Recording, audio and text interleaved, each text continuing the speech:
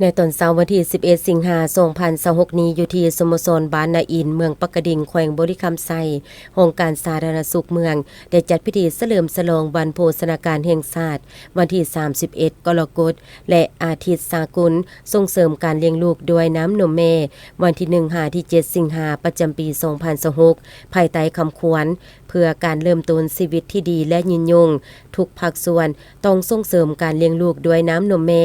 โดยการเป็นประธานของทานบุญไทยใส่ภักดีหัวหน้าห้องการสาธารณสุขเมืองปากกดิ่งมีแขกทุกเชิญจากบางห้องการออมข้างเมืองและตาแซงพร้อมด้วยการจะต่างบ้านและแม่หญิงผู้มีลูกน้อยเข้าร่วมจามพร้อมเพรียง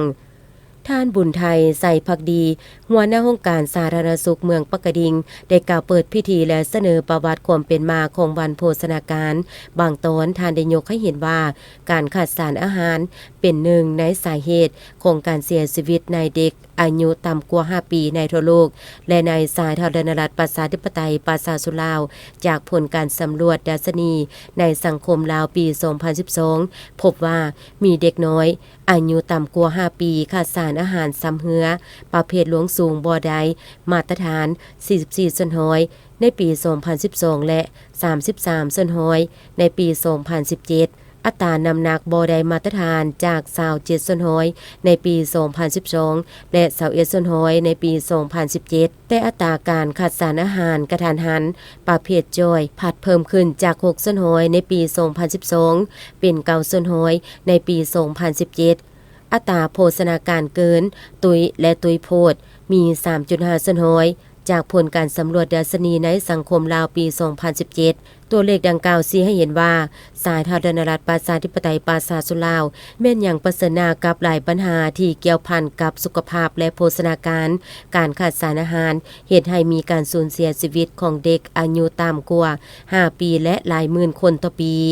ฉะนั้นเพื่อตอบโต้กับปัญหาดังกล่าวนี้รัฐบาลสาธารณรัฐประชาธิปไตยประชาชนลาวจึงได้สร้างตั้งศูนย์โภชนาการขึ้นในปี